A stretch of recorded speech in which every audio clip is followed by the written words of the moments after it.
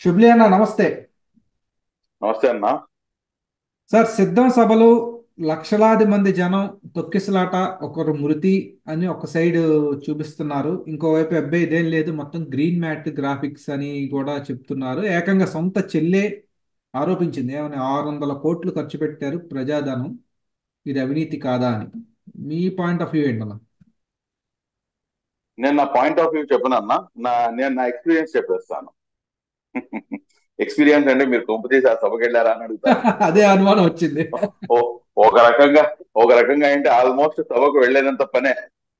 ఎందుకంటే నేను నిన్న వచ్చేసి నేను కడపలో ఉన్నాను. కడప నుంచి మార్నింగ్ బ్రేక్ఫాస్ట్ చేసుకొని అక్కడ నుంచి బయలుదేరడం జరిగింది. నేను కావలి వైపు నుంచి అలా హైవే ఎక్కి దాని తర్వాత ఇటువైపు రావడం జరిగింది. కరెక్ట్ గా మన ఆ, ఒంగోలు దగ్గరలోకి వచ్చేటప్పటికి ఇంకా అక్కడి నుంచి మొత్తం కూడాను మనం అంటే మొత్తం అదే రూట్ లో ఉన్న అదే టైంలో నేను జర్నీ చేస్తున్నా.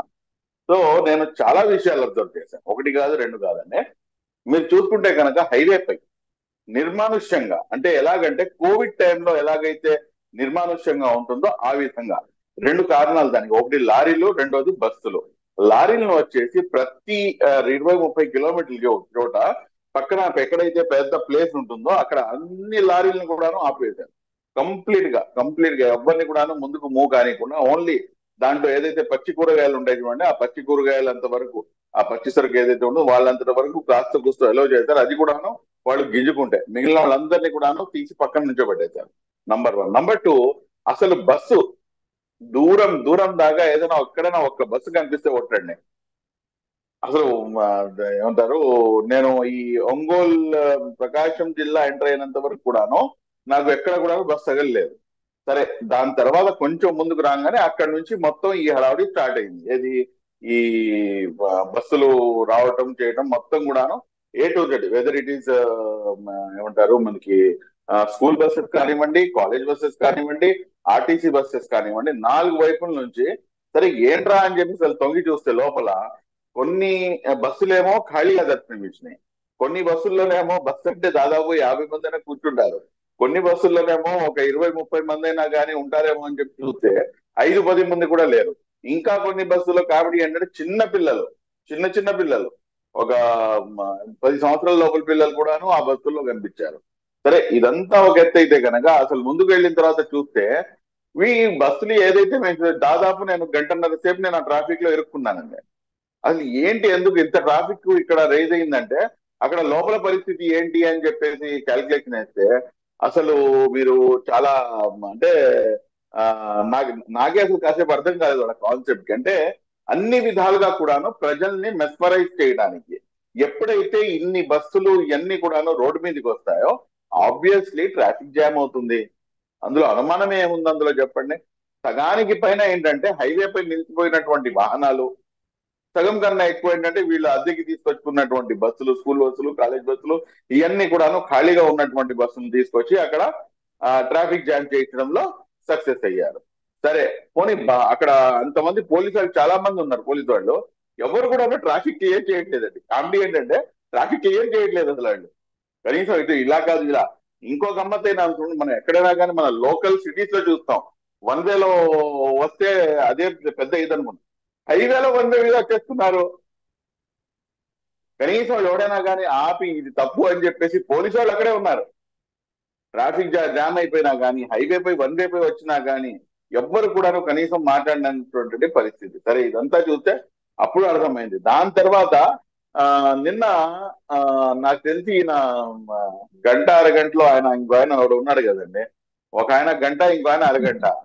మంత్రి గారు అంబటి రాంబాబు గారు ఏ ఎవరో డ్రోన్లు ఎగిరేస్తున్నారు అని చెప్పేసి ఏదో కాస్త కామెడీ చేశాడు.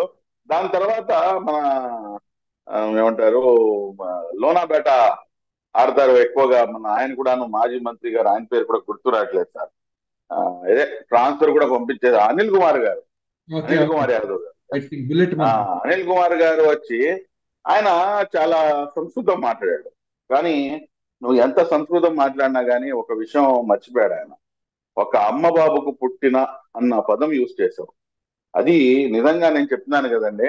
మనం, మనకి ఎంత పెద్ద ఎనిమి అయినా కానీ మనం యూజ్ చేయకూడదు అటువంటి దారుణమైనటువంటి పదాలు. నువ్వు లోకేష్ బాబు నువ్వు ఇక్కడ పంపించావు అని చెప్పేసి నోటుకొచ్చినట్టు మాట్లాడుతూ అసలు ఎంత అసభ్యకరమైనటువంటి పదజాలం అంటే అంతమంది ప్రజల ముందు 14 సంవత్సరాలు ముఖ్యమంత్రిగా చేసినటువంటి వ్యక్తి కొడుకు ఆయన. ఆ, ఈ రోజున నువ్వేమో పట్టుకొని ఒక అమ్మ బాబుకు పుడితే కనుక అన్న పదం ఎంత దారుణమైనటువంటి పదం, ఎంత సభ్య సమాజం తలదించుకునేటువంటి అక్కడ కూర్చొని ఆయనకి నీకు డ్రోన్ పంపించాల్సినటువంటి అవసరం ఏంటి? మీరే డ్రోన్లు పంపించుకొని మీరే కావాలని చెప్పేసి యాక్టింగ్ చేసుకునేటటువంటి సంస్కృతి మీ వైఎస్ఆర్ కాంగ్రెస్ పార్టీలో ఉంది. ఇక్కడ మీరు చూసుకుంటే కనుక చాలా స్పష్టంగా ఎక్కడైనా కానీ మీరు చూడండి, గ్రీన్ మ్యాట్ ఎక్కడైతే ఉంటుందో విజువల్స్ అనేది కట్ చేయడానికి చాలా ఈజీగా, మీరు కూడా ఇప్పుడు మాట్లాడుతున్నారు. ఇప్పుడు నేను ఏదైనా బ్యాక్గ్రౌండ్ గ్రీన్ మ్యాట్ లో కూర్చొని మాట్లాడాను అనుకోండి, దీని వెనకాల సిద్ధం సభని మీరు రన్ చేయవచ్చు. అవును. ఎందుకంటే అది వీడియో కటింగ్ లో కనుక ఇదవుతుంది. కాబట్టి ఇక్కడ ఏంటంటే మొత్తం కూడాను విజువల్ ఎఫెక్ట్స్ కోసం అని చెప్పేసి ఏదైనా సభలు చూసినప్పుడు మనం ఎక్కడ కూడాను ఈ రకంగా మనం ఎక్కడ చూడలేదు. కానీ కంప్లీట్ గా గ్రీన్ మ్యాట్స్ వేసి చేస్తున్నారంటే అక్కడ లోపలికి వెళ్ళి చూస్తేనేమో అక్కడ ఉన్నటువంటి జనసాంద్రత చాలా తక్కువ. కానీ బయట చూస్తేనేమో మీరు గ్రాఫిక్స్ లో డిజైన్ చేసి చూపించేటప్పటికి దాన్ని మీరు 100 టైమ్స్ ఎక్కువగా మీరు చూపించే ప్రయత్నం ఏదైతే చేస్తున్నారో ఇది ప్రజలని ప్రజాస్వామ్యాన్ని మోసగించడం మాత్రమే అవుతుంది. నంబర్ 1. నంబర్ 2, ఈ రోజు షర్మిలారెడ్డి గారు ఏదైతే ఎంత అంటే ఒక ఒక ఒక సిద్ధం సభకి 90 కోట్ల. అవును సార్, ఒక్కొక్క సిద్ధం సభకి 90 కోట్లు, మొత్తం 600 కోట్లు పైబడి అని ఆరోపించారు. ఉమ్, చాలా తక్కువ మాట్లాడింది సార్ ఆవిడ. చాలా తక్కువ చెప్పింది ఫిగర్ నాకు తెలిసి. ఎందుకంటే ఏ విధంగా అయితే కనుక ఇక్కడ నంగా నాచ్ అంటారు, అంటే హిందీలో అంటారు, పైసా ఒక నంగా నాచ్ చల్ రా హై అని చెప్పి అసలు బీభత్సం అనమాట. అంటే విర్రవీగిపోయి అసలు ఇష్టం వచ్చినట్టుగా అసలు డబ్బునైతే కనుక మీరు నీళ్ల కన్నా హీనంగా ప్రవహించారు. ఆ షర్మిలారెడ్డి గారు చెప్పినటువంటి మాటలు, ఆవిడ చెప్పినటువంటి ఫిగర్స్ చాలా తక్కువ అని చెప్పేసి నేను అనుకుంటున్నాను. ఇంకోవైపు మీరు చూసుకుంటే కనుక ఈ రోజు మీరు కనీసం దానికి మీరు కౌంటర్ కూడా చేయలేనటువంటి పరిస్థితి. ఇంతమందికి మీరు అక్కడ వాళ్ళకి ఫుడ్ ట్రావెల్ అరేంజ్ చేసి వాళ్ళకి మందు అరేంజ్ చేసి ఎంత అంటే ఏ లెవెల్లో మీరు దోచుకున్నారు అనేది ఈ సిద్ధం సభల్ని చూస్తేనే అర్థమవుతుంది. అందులో ఏమాత్రం వచ్చే సరే ఎంత ఏది ఏమైనా కానీ నిన్న ఆయన మాట్లాడినటువంటి మాటల మీదకి వద్దాం సార్. నిన్న సరే ఇదంతా ఏంటంటే ఒకటి మోసగించడానికి, రెండో వైపు ఎందుకు ఇంతకు ముందు కాస్త చాలా కాన్ఫిడెన్స్ గా మాట్లాడేవాళ్ళు. కానీ ఎప్పుడైతే ఈ అలయన్స్ ఫిక్స్ అయిందో నిన్న ఆయన మాట్లాడినటువంటి మాటల్లో ఫసలేదండి. అది ఎలా ఉందంటే ఆ చాలా నైరాగ్యంగా, అంటే ఆ, బాగా దీంట్లో ఉన్నాడు ఆయన. కాన్ఫిడెన్స్ లెవెల్స్ బాగా లో అయిపోయినాయి, బాగా లో అయిపోయి ఉంది. ఎందుకంటే ఆయన మాట్లాడితే ఆ బాబు చంద్రబాబు అన్న పదాన్ని నాకు తెలిసి ఆయన జపం చేశాడు. మీరు ఏం చేశారనేది మీరు చెప్పుకుంటారా? లేదంటే కనుక ప్రతిపక్షం ఏం చేస్తుంది అనేది మీరు చెప్తారా? మీరు నిజంగా మీరు అంత గ్రేట్ అయితే కనుక మీరు చేసింది మీరు చెప్పుకోండి. మీరు చేసింది 5%, 10%మే చెప్పుకుంటున్నారు.